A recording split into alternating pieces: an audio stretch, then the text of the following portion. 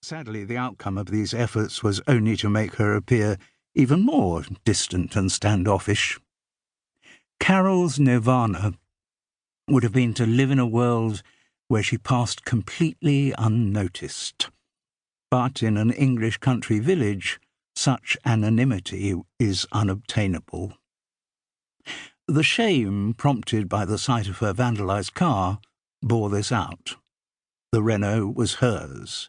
Everyone in Fethering knew that the Renault was hers. Everyone who saw the smashed rear window would, to Carole's somewhat paranoid mind, be sniggering at her expense. They would be discussing her misfortune behind her back. That, to Carole, would be as much of a personal invasion as the vandalism itself. So her first priority was to remove the evidence. To minimise the imagined derision from her neighbours, Carole needed to get the glass replaced as soon as possible. That meant a visit to Shefford's, Fethering's only garage. Though she had bought the car new from a Renault dealer in Brighton, as soon as the free services under guarantee ended, she had transferred her custom to the local man. Bill Shefford had run the garage for as long as anyone in Fethering could remember. Now in his 70s, the general view in the village was that he would soon be handing over the reins to his son Billy, who had worked in the business since he left school. This opinion was unsupported by anything said by Bill himself. The word retirement had never been heard to pass his lips. He behaved like someone who would work forever.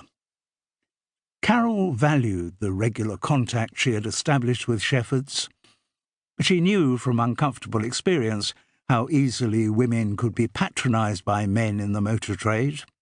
Though she would never have claimed any proficiency with machines, she had still felt diminished by the way she had been treated at the Brighton dealership.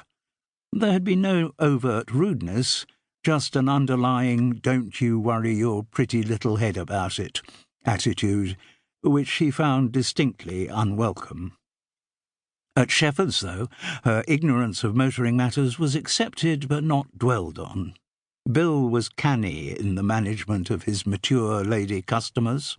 Carole could drop in there with the tiniest anxiety about a flashing warning light and know she would get instant and courteous attention.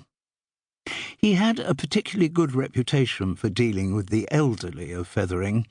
When servicing was due, he would pick up the cars from their homes and return them there. And for those who needed one, a courtesy car was always available. It wasn't a flashy new one with the Shefford's logo on the side, but it was always safe and reliable. And for his less mobile, pensionable customers, Bill would personally fill up their cars with fuel so that they didn't have to get out. He was one of the good guys.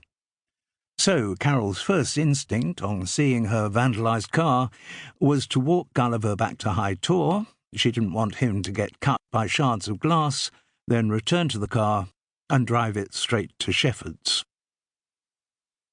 The garage was on the northern edge of the village, just on the edge of the downside estate. This sector was made up of what the older and richer residents of Fethering still referred to as council houses, though quite a few of them, following Margaret Thatcher's lucrative initiative, were now in private ownership.